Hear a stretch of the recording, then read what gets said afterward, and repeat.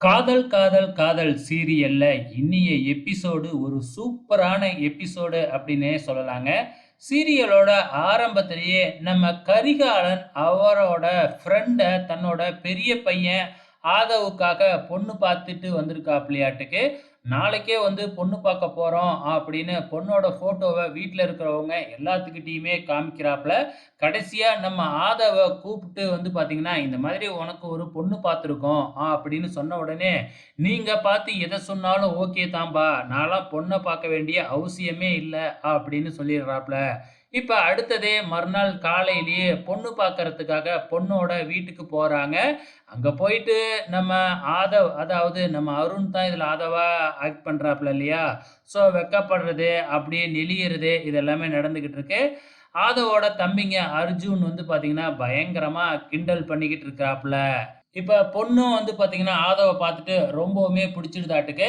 அதுக்கப்புறம் என்ன, பொண்ணு வந்து பார்த்தீங்கன்னா, மாப்பிள்ளை கிட்ட தனியா பேசணும் அப்படின்னு சொல்லி கூப்பிடுது. ஆனா இல்ல, நான்லாம் பார்க்கல. இப்பயே என்ன தனியா பார்த்துக்கிட்டு, அதெல்லாம் அப்புறம் பார்த்து பேசிக்குவோம் அப்படின்றாப்ல.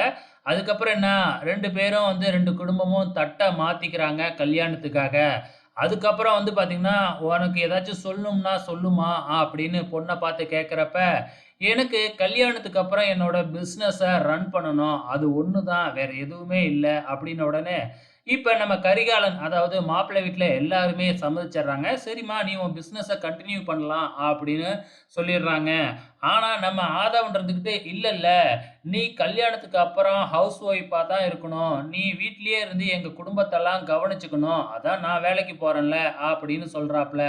அதுக்கு அந்த பொண்ணு இருந்துகிட்டு, "ஏன் நீ வீட்ல இருந்து கவனிச்சுக்க.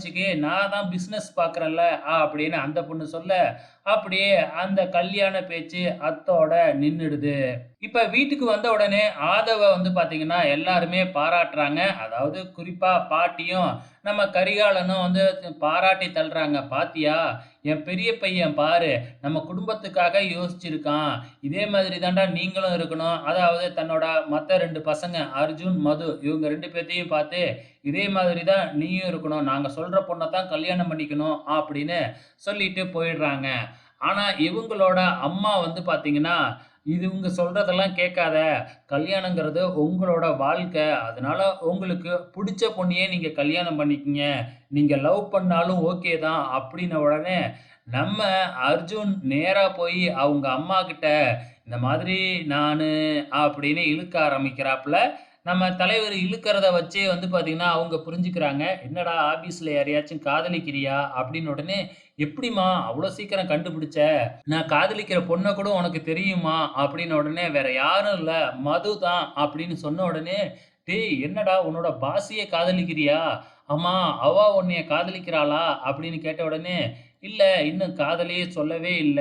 அப்படின்னு சொல்றாப்ல.